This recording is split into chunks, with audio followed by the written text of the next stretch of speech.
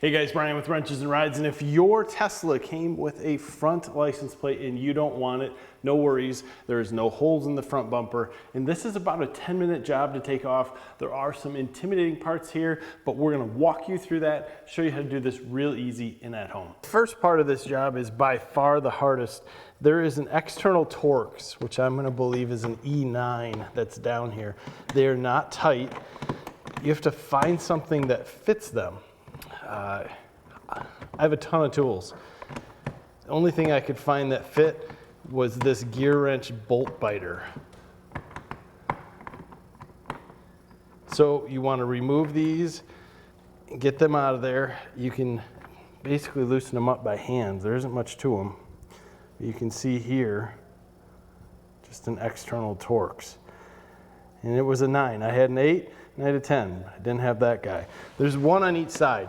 It's important that you remove these because you don't need to rip this whole piece apart while you're getting it out. And again, they're not tight. So you could use a wrench.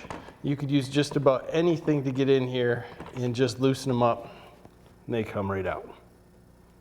Next, we're just going to use a Phillips screwdriver and remove these 3 screws that are holding on this outer plate.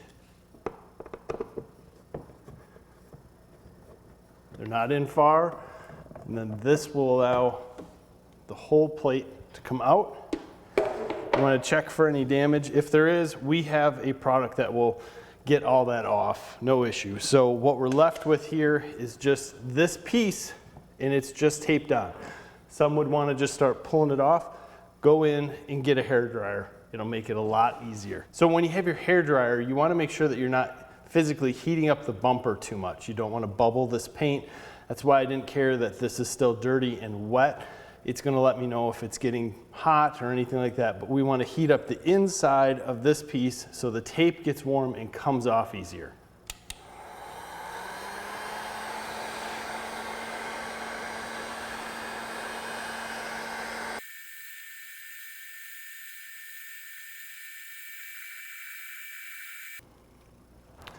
Now, once you get it started, we want to go slow. You can hear the tape just peeling.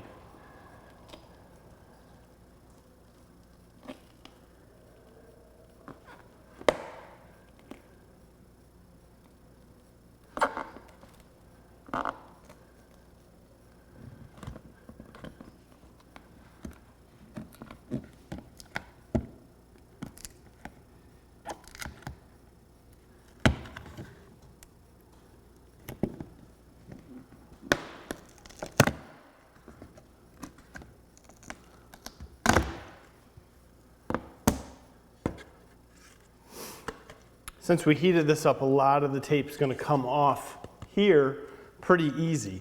Now all we have to do is work it off the car, which we can do in multiple different ways. We can use the heat gun and just lightly heat things up if needed, or we can see how this peels if we just do this by hand.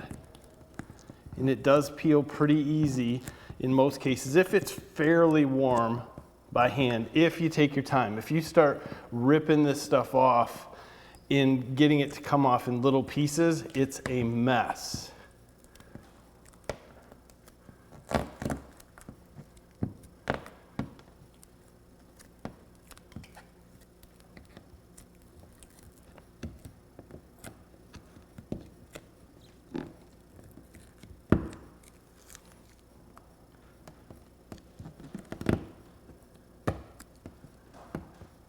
See there, we're starting to pull a little bit too fast because I'd like to keep it in one piece so I don't have to continue to use my fingernail on the paint.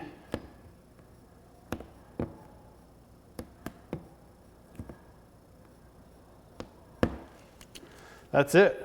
These are all bugs here. Nothing is wrong with the paint at all.